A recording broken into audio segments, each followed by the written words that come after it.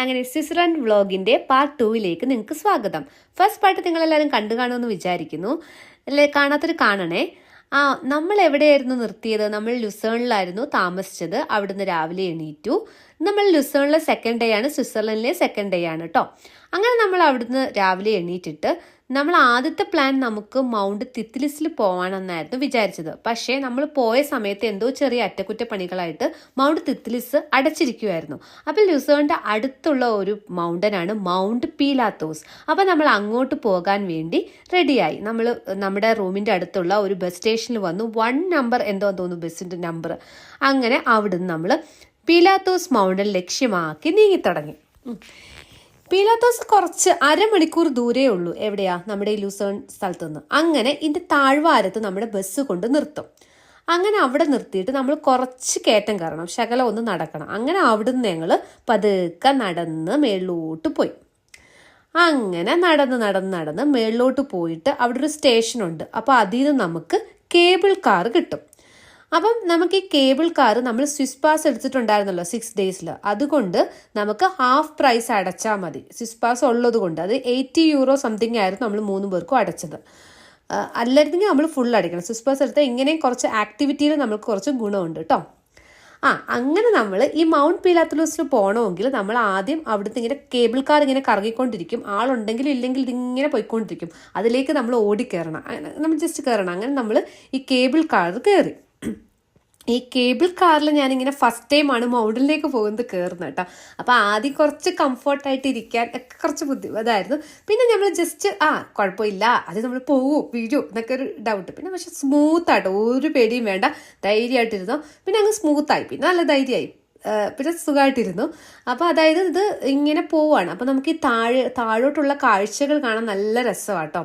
ഇപ്പം നമ്മൾ ഇങ്ങനെ ഒരു അത് കയറിട്ടേക്കുന്നത് കണ്ടില്ല, ഒരു കേബിൾ ലൈൻ, അതിലൂടെ ഇങ്ങനെ കേബിൾ കാർ പോയിക്കൊണ്ടിരിക്കുകയാണ്. അതായത് ആളുണ്ടെങ്കിലും ചിലതിൽ ആളുണ്ട്, ചിലത് ആളില്ല, അതിങ്ങനെ ഓട്ടോമാറ്റിക്കായിട്ട് പോയിക്കൊണ്ടിരിക്കുക.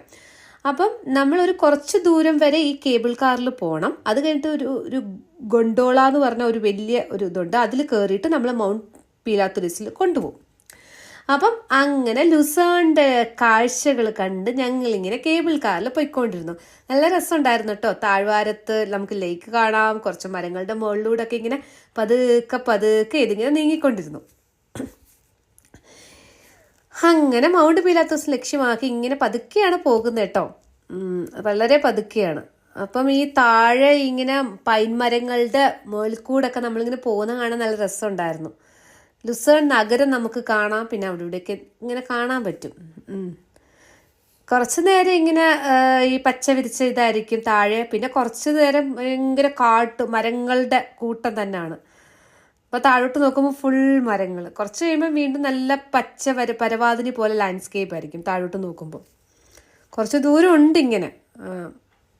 നമ്മുടെ സന്തോഷ് കുളങ്ങര സാർ വീഡിയോയിൽ പറഞ്ഞ പോലെ നമ്മുടെ അടിമാലിന്ന് ഇതേപോലെ നമുക്കും ഇട്ട് കഴിഞ്ഞാൽ നല്ല ഒരു ഇതായിരിക്കും. അടിമാലി മൂന്നാർ വരെ ഒരു പോലെയാണ് ഇവിടെയും ഇത് ചെയ്തിരിക്കുന്നത് കേബിൾ കാർ. നമ്മളും അത് പറയുമായിരുന്നു, അങ്ങനെ ചെയ്തായിരുന്നെങ്കിൽ നമ്മുടെ കേരള ടൂറിസത്തിനും കുറച്ച് നല്ല ഇതായിരുന്നു എന്ന്. ഓക്കെ. അങ്ങനെ ഇങ്ങനെ ഞങ്ങൾ കാര്യം കണ്ട മൗണ്ട് പീലാത്തോസിന്റെ അടുത്ത് എത്തിയിട്ടുണ്ട് കേട്ടോ. ഇങ്ങനെ അടുത്തെത്തി നമ്മൾ ഇത് പോവോ പൊട്ടുമോ എന്നൊന്നും പേടിക്കണം, നല്ല സുരക്ഷയായിട്ടാണ് അവർ കൊണ്ടുപോകുന്നത്. അങ്ങനെ അവിടുന്ന് നമ്മൾ ജസ്റ്റ് അടുത്ത ഗൊണ്ടോള എന്ന് പറഞ്ഞാൽ അതിൽ കയറി. അതിൽ എന്ന് പറഞ്ഞാൽ കുറേ പേര് നമുക്ക് ഒന്നിച്ചാണ് അതിങ്ങനെ വലിച്ച് നമ്മളെ മൗണ്ട് പീലാത്തോസിന്റെ മണ്ടയ്ക്ക് കയറ്റും. തിത്ലിസിൽ പോകണമെന്നായിരുന്നു നമുക്ക് പ്ലാൻ. അതിൽ കുറച്ചും കൂടെ ആക്ടിവിറ്റി ഉണ്ട്. പക്ഷേ സെയിം ഫീലിംഗ് നമുക്കിവിടെ കിട്ടും. കാരണം അതെന്തോ അറ്റകുറ്റപ്പണികളായിട്ട് നവംബർ മാസം അടച്ചിട്ടുകൊണ്ട് ഞങ്ങൾ പോയ സമയത്ത് ഇല്ലാത്തതുകൊണ്ട് ഇതിലോട്ട് വന്നത്. ഈ മൗണ്ട് പീലാത്തോസ് എന്ന് പറയുന്നത് ഒരു 2132 മീറ്റർ ഹൈറ്റിലാണ് ഈ മൗണ്ട് പീലാത്തോസ് എന്ന് പറയുന്നത്. അങ്ങനെ നമ്മൾ ഗൊണ്ടോല ഇങ്ങനെ വലിച്ചുകൊണ്ടിരിക്കുക. പതുക്കെ നമ്മൾ മുകളിലോട്ട് കയറിക്കൊണ്ടിരിക്കും. താഴോട്ടുള്ള കാഴ്ചകൾ സൂപ്പറായിരുന്നു. അങ്ങനെ ഞങ്ങൾ കുറച്ച് നേരം കഴിഞ്ഞപ്പോൾ ഞങ്ങൾ മൗണ്ട് പീലാത്തോസിന്റെ അടുത്തെത്തി കേട്ടോ. ഇതാണ് മൗണ്ട് പീലാത്തോസിന്റെ പീക്ക്. പിന്നെ നമുക്ക് ചുറ്റും ആൽപ്സും ഒക്കെ കാണാൻ പറ്റും. ഞാൻ പറഞ്ഞല്ലോ 2132 മീറ്ററാണിത് ഇതിൻ്റെ ഹൈറ്റ് എന്ന് പറയുന്നത്. നമ്മുടെ മൂന്നാർ എനിക്ക് 2695 മീറ്റർ അല്ല, അത്ര ഇല്ല, എന്നാലും നല്ല ഭംഗിയായിരുന്നു ഇത് കാണാൻ. പിന്നെ നമുക്ക് താഴെ നോക്കുമ്പോൾ ലേക്ക് ലുസേൺ കാണാം, ആൽപ്സ് കാണാം. കാണുന്നതൊക്കെ ആൽപ്സ് ആണ്. പിന്നെ തണുപ്പിൻ്റെ ആ ഒരു തീവ്രമല്ലായിരുന്നു, അതുകൊണ്ട് അങ്ങും ഇങ്ങുമൊക്കെ ഐസുള്ളൂ. അല്ലാത്ത സമയത്ത് കുറച്ച് ഡിസംബറൊക്കെ ആകുമ്പോൾ ഇവിടെ സ്കേറ്റിംഗ് ഒക്കെ നടത്തുമെന്നാണ് അവിടെ ഇരുന്ന ആൾക്കാർ പറഞ്ഞത്. അപ്പം നേരത്തെ നമ്മളൊരു മലയാളി ഫാമിലിയെ കണ്ടായിരുന്നു. അവരെ കൂടെ ഞങ്ങൾ ഫോട്ടോയൊക്കെ എടുത്തു. പിന്നെ ജസ്റ്റ് ഇങ്ങനെ അതിൻ്റെ ഒരു കാഴ്ചകളൊക്കെ കണ്ടു കേട്ടോ. നമ്മൾ കുറച്ച് താഴെ നിന്നു. പിന്നെ വീണ്ടും അവർ സ്റ്റെപ്പ് ഇട്ടിട്ടുണ്ട്, അതിൻ്റെ മണ്ടയ്ക്ക് കയറാൻ പറ്റും. ഇങ്ങനെ ഐസ് പോലൊക്കെ അവർ ഇങ്ങനെ വെച്ചിട്ടുണ്ടായിരുന്നു. അത് വെച്ച് ഞങ്ങൾ കുറച്ച് നേരം കളിച്ചു. ഇത് മേളിന്ന് ഉള്ള കാഴ്ച കേട്ടോ. കുറച്ചും കൂടെ മേളിൽ കയറിയിട്ട് അതിനകത്ത് നമുക്ക് കാണാൻ പറ്റുന്ന ഒരു കാഴ്ചയായിരുന്നു ഇത്. അങ്ങനെ അവിടെ നിന്ന് കുറച്ച് ഫോട്ടോയൊക്കെ എടുത്തു, അങ്ങനെ എൻജോയ് ചെയ്തു. പിന്നെ തിരിച്ച് നമ്മൾ വന്നതെന്ന് പറഞ്ഞു കഴിഞ്ഞാൽ കോഗ്വീൽ എന്ന് പറയുന്ന ഒരു ട്രെയിനിലാണ് കേട്ടോ. അതാണ് ലോകത്തിലെ ഏറ്റവും സ്റ്റീപ്പസ്റ്റ് ട്രെയിനായ കോഗ്വീൽ ട്രെയിൻ. അത് ഇവിടെയാണ് കേട്ടോ, ലോകത്തെ ഏറ്റവും സ്റ്റീപ്പസ്റ്റ് ട്രെയിൻ. അതിങ്ങനെ പിടിച്ച് താഴോട്ട് ഇങ്ങനെ സ്റ്റീപ്പായിട്ട് പോയിക്കൊണ്ടിരിക്കും. നല്ല രസമുണ്ടായിരുന്നു. അപ്പം ഇത് ആൾക്കാരൊരു ഗോൾഡൻ റൗണ്ട് ട്രിപ്പ് പോലെ നമുക്ക് താഴെ ലുസേൺ ലേക്ക് ഉണ്ട്. അപ്പം ഈ ലേക്കിൽ നിന്ന് ഒന്നെങ്കിൽ കോഗ്വീൽ ട്രെയിൻ എടുത്തിട്ട് വന്ന് പീലാത്തോസ് കണ്ടിട്ട് പിന്നെ തിരിച്ച് നമുക്ക് കൊണ്ടോല കേബിൾ കാർ വഴി പോവാം. അല്ലെങ്കിൽ ഇങ്ങനെ ഇതുപോലെ കേബിൾ കാർ കൊണ്ടോലെ വന്ന് തിരിച്ച് നമുക്കിങ്ങനെ ഈ ട്രെയിൻ വഴി പോകാൻ പറ്റും. ഇതിങ്ങനെ ഒരു റൗണ്ടായിട്ട് നമുക്ക് ചെയ്യാൻ പറ്റും. ലേക്ക് വഴി വരുന്ന ആൾക്കാർ ചെയ്യുന്നുണ്ടായിരുന്നു. അങ്ങനെ നമ്മൾ ലേക്കൊന്നും എടുത്തില്ല, നമ്മുടെ സമയപരിമിതി കൊണ്ട് ചെയ്തില്ല. അപ്പോൾ ഇത് കുറച്ച് സമയത്ത് ഇങ്ങനെ സ്റ്റീപ്പായിട്ട് പോകും, കുറച്ച് സ്ഥലത്ത് ഈ മൗണ്ടൻ ഇങ്ങനെ കീറിയിൽ പോകും കേട്ടോ. ഇങ്ങനെ പിടിച്ച് നല്ല ഭംഗിയുണ്ടായിരുന്നു. ഇതൊക്കെ നമ്മുടെ നാട്ടിലും ചെയ്യാന്ന് ഞാൻ നേരത്തെ പറഞ്ഞ പോലെ നല്ലൊരു കാര്യമാണ്. വരുന്ന കാലത്ത് ഇതൊക്കെ നമുക്കും പ്രതീക്ഷിക്കാം. അങ്ങനെ ഈ പീലാത്തോസിന് ബൈ പറഞ്ഞ് ഞങ്ങൾ താഴോട്ട് പോയിക്കൊണ്ടിരിക്കുകയാണ് കേട്ടോ. കുറച്ച് ദൂരം ഉണ്ടായിരുന്നു ഇത്. അധികം ആളുകളൊന്നും ഇല്ലായിരുന്നു, വലിയ തിരക്കൊന്നും ഇല്ലായിരുന്നു നമ്മൾ പോയ സമയത്തായതുകൊണ്ട്. അല്ലാത്ത സമയത്ത് എനിക്ക് തോന്നുന്നു ഈ സീറ്റ് റിസർവേഷനൊക്കെ ഉണ്ടായിരുന്നു. അപ്പം നമുക്ക് അതിൻ്റെ ആവശ്യമൊന്നും ഇല്ലായിരുന്നു, അധികം സീസൺ അല്ലാത്തതുകൊണ്ട്. അങ്ങനെ താഴോട്ട് വന്നപ്പം നമ്മൾ ചെറിയ വീടുകളും ഒക്കെ കണ്ടു തുടങ്ങി. അപ്പം നമ്മൾ ആലോചിക്കും, മനുഷ്യർക്ക് എത്ര താഴെയാണ് താമസിക്കുന്നത്, കുന്നുകളൊക്കെ എത്ര മണ്ടയ്ക്കാണ്, നമ്മളൊക്കെ എത്ര താഴെയാണ് താമസിക്കുന്നത്, വെറുതെ ചിന്തിച്ചു പോയി. അങ്ങനെ കുറച്ച് വന്നപ്പോൾ നമ്മളിങ്ങനെ ട്രെയിൻ താഴോട്ട് വന്നു തുടങ്ങി.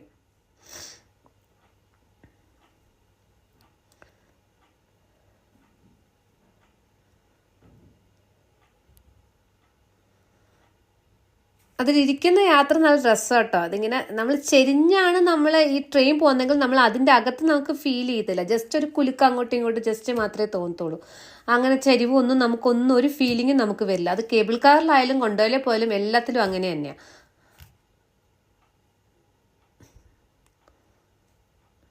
അങ്ങനെ കുറച്ച് വീടുകളൊക്കെ ഞങ്ങളിങ്ങനെ കണ്ടു തുടങ്ങി. താഴോട്ട് വന്നു.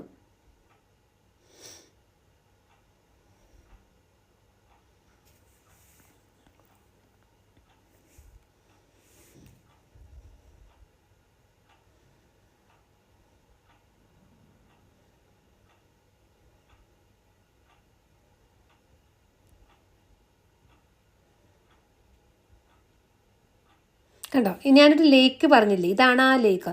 ഇവിടുന്ന് താഴെ ബോട്ട് സർവീസ് ഉണ്ട്. അപ്പോൾ ആ ബോട്ടിൽ വന്നിട്ട് ഇവിടുന്ന് ഈ കോഗ്വീൽ ട്രെയിൻ എടുത്ത് മേളിൽ കയറിയിട്ട് പിന്നെ അങ്ങനെ വരാൻ പറ്റും.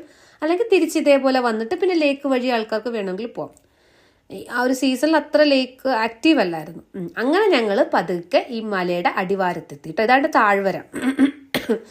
താഴ്വര ഭാഗമാണ്. നല്ല രസമുണ്ടായിരുന്നു എൻ്റെ താഴ്വര മുകളിലോട്ട് നോക്കാൻ. അപ്പം ഞാൻ ജസ്റ്റ് വീഡിയോ ഒക്കെ ഒന്ന് എടുത്തു. ഇതിൻ്റെ അപ്പുറത്ത് തന്നെ റെയിൽവേ സ്റ്റേഷൻ. അപ്പം നമുക്ക് അടുത്ത ട്രെയിൻ പിടിച്ച് നമുക്ക് വീണ്ടും നമ്മുടെ സിറ്റിയിലേക്ക് പോകാൻ പറ്റും. ഇത് അവർ റൂട്ട് മാപ്പ് വെച്ചിരിക്കുകയാണ്, എങ്ങനെ ലേക്കിൽ നിന്ന് വന്നിട്ട് പിന്നെ എങ്ങനെയാണ് മേളിൽ കയറുന്നതെന്നൊക്കെ. അങ്ങനെ വരുന്നവർക്ക് അവർ മാപ്പ് പോലെ വെച്ചിട്ടുണ്ട് അവിടെ. അങ്ങനെ ഞങ്ങൾ ആ താഴ്വര നിന്ന് കുറച്ച് വീഡിയോ ഫോട്ടോ ഒക്കെ എടുത്ത് പിന്നെ ഞങ്ങൾ ഫുഡ് കഴിച്ചു. അപ്പോഴത്തേക്ക് നമുക്ക് ഉച്ച സമയം 1:30 ആയിരുന്നു. അപ്പം നമ്മൾ ഇന്നലെ രാത്രിയല്ലേ വന്നത്, അപ്പം ലുസേൺ സിറ്റി കണ്ടില്ലല്ലോ. അപ്പോൾ ഇന്ന് ഓടിച്ചിട്ടൊന്ന് ലുസേൺ സിറ്റി കാണാമെന്ന് പറഞ്ഞ് ഞങ്ങൾ അതിന് വേണ്ടി ഇറങ്ങി. ഇതാണ് നമ്മുടെ ലുസേൺ സിറ്റി. റെയിൽവേ സ്റ്റേഷൻ്റെ തൊട്ട് ഇറങ്ങി വരുമ്പോൾ കാണുന്ന കാഴ്ചകളാണിത് കേട്ടോ. ഒരു ലേക്കുണ്ട്, പിന്നെ കുറച്ച് ആൾക്കാർ അങ്ങോട്ട് നടക്കുന്നുണ്ട്. പിന്നെ നമ്മൾ ഒരു റോഡിൽ തന്നെ സൈഡിൽ തന്നെയാണ് പോസ്റ്റ് ഓഫീസ് കേട്ടോ. ഇതാണ് ലുസേൺ പോസ്റ്റ് ഓഫീസ്. പഴയ പോസ്റ്റ് ഓഫീസാണെന്ന് തോന്നുന്നു. നല്ലത്. അതിപ്പോൾ ഞങ്ങൾ ജസ്റ്റ് അതിൻ്റെ അകത്തൊന്ന് കയറിയായിരുന്നു. ഇതിപ്പോൾ ഞാൻ ജസ്റ്റ് ആ ഫ്രണ്ടിൽ നിന്ന് വീഡിയോ എടുക്കുന്നതേ ഉള്ളൂ. അത് കഴിഞ്ഞിട്ട് ഇതാണ് ആ ലൂസൺ ലേക്ക്. ഇതാണ് ആ ഫേമസ് പഴയ ചാപ്പൽ ബ്രിഡ്ജ്. ദൂരെ കണ്ടില്ലേ? അത് നമുക്ക് അങ്ങോട്ട് പോകുന്നുണ്ട്, ഞാൻ പറയാം. ഇതാ അപ്പം നമ്മൾ അങ്ങനെ വുഡൻ ചാപ്പൽ ബ്രിഡ്ജിന്റെ അടുത്തെത്തി. സിറ്റി റെയിൽവേ സ്റ്റേഷന് അടുത്ത് തന്നെ കേട്ടോ, കുറച്ച് നടന്ന് വരുമ്പോഴത്തേക്ക് അത് കാണാൻ പറ്റും. അപ്പം ഈ ചാപ്പൽ ബ്രിഡ്ജ് എന്ന് പറയുന്നത് 1313 നിർമ്മിച്ചാണ്, 17th സെഞ്ചുറി നിർമ്മിച്ചതാണ് കേട്ടോ. ഇതിന്റെ പ്രത്യേകത എന്ന് വെച്ചാൽ ഇതിനൊരു മേൽക്കൂരയുണ്ട്. സാധാരണ ബ്രിഡ്ജിനൊക്കെ നമുക്ക് താഴെ നടക്കാനല്ലേ ഉള്ളൂ, പക്ഷെ ഇത് ഇങ്ങനെ ഒരു വുഡൻ ഒരു ഹൗസ് പോലെ നമുക്കിങ്ങനെ നടന്നു പോകുന്ന രീതിയിലുള്ള ഒരു മേൽക്കൂരയുണ്ട്. അപ്പൊ ഇങ്ങനെ കുറച്ച് കറുത്ത ഭാഗം കണ്ടോ? ഇത് ഒരു 1993 സംതിങ്ങിൽ എന്തോ ആരോ വന്ന ആള് സിഗരറ്റ് ഇട്ട് അങ്ങനെ അറിയാതെ തീ കത്തി അതിന്റെ കുറച്ച് ഭാഗം നശിച്ചു പോയായിരുന്നു. പിന്നെ അവരത് കൺസ്ട്രക്ട് ചെയ്തിട്ടുള്ളതാണ് ഇത്. കുറച്ച് ഭാഗം അതിനാണ് കറുത്തയായിട്ട് ഇപ്പോഴും മെയിൻറ്റെയിൻ ചെയ്തിട്ടുണ്ട്. പിന്നെ അവർ അതുപോലെ തന്നെ പിന്നെയും ശരിയാക്കിയത്. അതിലൂടെ നടക്കാൻ നല്ല രസമുണ്ടായിരുന്നു. ചുറ്റും കെട്ടിടങ്ങളും, നമുക്ക് കുഴപ്പമില്ല, ഇങ്ങനെ തണുപ്പും വെയിലും ഒന്നും അടിക്കാതെ ഇങ്ങനെ ചുറ്റും നദിയുടെ കരയിലുള്ള കെട്ടിടങ്ങളും കാഴ്ചകളൊക്കെ കണ്ട് നല്ല രസമുണ്ടായിരുന്നു നടക്കാൻ. വുഡൻ ബ്രിഡ്ജ് ഓട് ഭാഗ്യ മേൽക്കൂരയാന്ന് തോന്നുന്നു കേട്ടോ. അങ്ങനെ ഞങ്ങൾ പതുക്കെ ഒരു സൈഡിൽ നിന്ന് ഒരു സൈഡ് വരെ നടന്ന് ഇങ്ങനെ താഴെ എത്തി. ചുറ്റും ലുസേൺ നഗരത്തിന്റെ ഭംഗിയൊക്കെ ഇങ്ങനെ ആസ്വദിച്ച് ഞങ്ങൾ മുന്നോട്ട് പോയി.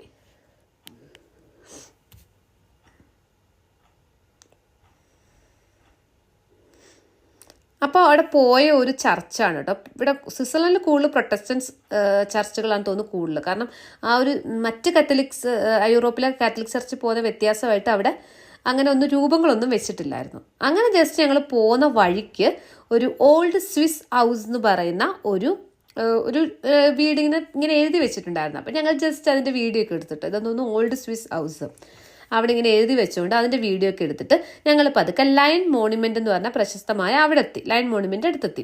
ഇതും ലുസേണിൽ കാണേണ്ട കാഴ്ചയാണെന്നാണ് അറിഞ്ഞത്. അപ്പോൾ ഇതെന്ന് വെച്ച് കഴിഞ്ഞാൽ 1792 ഫ്രഞ്ച് റെവല്യൂഷൻ സമയത്ത് കുറെ സ്വിസ് ഗാർഡ്സ് ഇവിടുന്ന് അവിടെ പോയിട്ട് മരിച്ചു പോയായിരുന്നു ആ റെവല്യൂഷൻ സമയത്ത്. അപ്പോൾ അവരുടെ ഓർമ്മയ്ക്കായിട്ട് നിർമ്മിച്ചതാണ് ഈ ലയൺ എന്ന് പറയുന്നത്. ഒരു ലയൺ ഇങ്ങനെ സ്വോർഡ് ഇങ്ങനെ കുത്തുന്ന ആ ഒരു രൂപമാണിത്.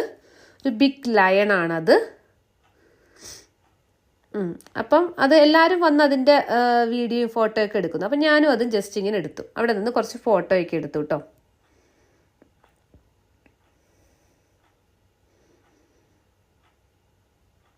അതിനുശേഷം ഞങ്ങൾ ഇന്ന് പ്ലാൻ ചെയ്തിരുന്നത് നമുക്ക് എവിടെ പോകാന്നാ, മറ്റേ ലിൻഡ് ഫാക്ടറി പോകാന്നാ വിചാരിച്ചത്. പക്ഷേ നമ്മളൊരു കയറി ട്രെയിൻ അങ്ങ് ജസ്റ്റ് മാറി. അപ്പോൾ അത് ബേൺ സിറ്റിയിലാണ് പിന്നെ ഇറങ്ങാൻ പറ്റിയത്. പിന്നെ ഞങ്ങൾ അപ്പോഴത്തേക്ക് രാത്രിയായി. ബേൺ സിറ്റി ആണല്ലോ നമ്മുടെ സ്വിറ്റ്സർലൻഡിന്റെ ക്യാപിറ്റൽ. അപ്പോൾ എന്നാൽ അവിടെ ഒന്ന് ജസ്റ്റ് കാണാമെന്ന് വിചാരിച്ചു ബേണിൽ. പക്ഷെ ഭയങ്കര തിരക്ക് കേട്ടോ. ഭയങ്കര തിരക്കെന്ന് പറഞ്ഞാൽ എനിക്കൊന്നും സിഗ്നലൊന്നും ആക്റ്റീവ് അല്ലെന്ന് തോന്നുന്നു. മറ്റേ നമ്മൾ യൂറോപ്പിൽ പോകുമ്പോൾ എല്ലാ സിഗ്നലൊന്നും കാണുന്നൊന്നുമില്ലായിരുന്നു. അങ്ങനെ ഭയങ്കര തിരക്കും. പിന്നെ ഞങ്ങൾ ജസ്റ്റ് ബേൺ കത്തീഡ്രൽ ഇങ്ങനെ ഫേമസ് ആണ് ഗൂഗിളിൽ കണ്ടപ്പം എന്നാൽ അവിടെ വരെ പോകാമെന്ന് വെച്ചു. അപ്പോഴത്തേക്ക് ഇരുട്ടായിരുന്നു. എന്നാൽ ഓടിച്ചിട്ടൊന്ന് ബേൺ കത്തീഡ്രലിൻ്റെ അവിടെ ഒരു ട്രാം 12 കയറി ബേൺ കത്തീഡ്രലിൻ്റെ സ്റ്റോപ്പിൽ ഞങ്ങൾ ഇറങ്ങി. അങ്ങനെ അവിടെ ജസ്റ്റ് ആ സ്ട്രീറ്റിൽ അധികം ആൾക്കാരൊന്നുമില്ല. എല്ലാവരും ഇരുട്ടായപ്പോഴത്തേക്ക് എല്ലാവരും പോയിക്കൊണ്ടായിരുന്നു സിറ്റി അകത്തോട്ട് വന്നപ്പോൾ. മറ്റേ സിറ്റിയിൽ ഭയങ്കര തിരക്കായിരുന്നു. അപ്പോൾ ഇതാണ് ബേൺ കത്തീഡ്രൽ കേട്ടോ. നിങ്ങൾക്ക് എത്രത്തോളം കാണാൻ പറ്റുമെന്ന് അറിയില്ല, ഇരുട്ടായിപ്പോയി. പിന്നെ കുറച്ച് ഫ്ലാഷ് ലൈറ്റ് ഇട്ടൊക്കെ ഇട്ട് ഞാൻ വീഡിയോ എടുത്തു. അങ്ങനെ ഈ കത്തീഡ്രലിൻ്റെ അടുത്തിങ്ങനെ വന്നപ്പോൾ താഴോട്ട് നോക്കിയപ്പം നമ്മുടെ ബേൺ ഓൾഡ് സിറ്റി കണ്ടു. അപ്പം ഞാൻ ഗൂഗിളിൽ നോക്കിയപ്പോൾ അത് വേൾഡ് ഹെറിറ്റേജ് സൈറ്റാന്ന് പറഞ്ഞു, യുനെസ്കോയുടെ. അപ്പോൾ താഴെ ഇങ്ങനെ കാണുന്നുണ്ടായിരുന്നു ഓൾഡ് സിറ്റി, ഒരു പാലമൊക്കെ. പക്ഷേ ലൈറ്റൊക്കെ ഇട്ട് നല്ല ഭംഗിയായിരുന്നു. പക്ഷെ രാവിലെ ആയിരുന്നെങ്കിൽ കുറച്ചുകൂടെ വ്യക്തമായിരുന്നു. രാത്രി ആയതുകൊണ്ട് അത്രയൊന്നും കാണുന്നില്ല. അപ്പം ഞാൻ കുറച്ച് ഇങ്ങനെ വീഡിയോ ഒക്കെ എടുത്തു. ബിഗ് കത്തീഡ്രലാണെന്ന് തോന്നുന്നു അത്. ഇങ്ങനെ ഓൾഡ് സിറ്റിയും താഴെയുണ്ട്. അത് നല്ല ഭംഗിയുണ്ടായിരുന്നു ലൈറ്റൊക്കെ ഇട്ടിട്ട്. അടിയിലാണെന്ന് തോന്നുന്നു ഓൾഡ് സിറ്റി. അപ്പം അവിടെ നിന്ന് കുറച്ച് വീഡിയോയും ഫോട്ടോയൊക്കെ എടുത്തിട്ട് പിന്നെ അങ്ങ് നമ്മൾ തിരിച്ചു പോയി. ഇനി അടുത്ത എക്സൈറ്റിംഗ് വീഡിയോ ആയിട്ട് അടുത്ത വീഡിയോയിൽ കാണാം കേട്ടോ. അപ്പം ശരി, സ്റ്റേ ട്യൂൺ, ബൈ.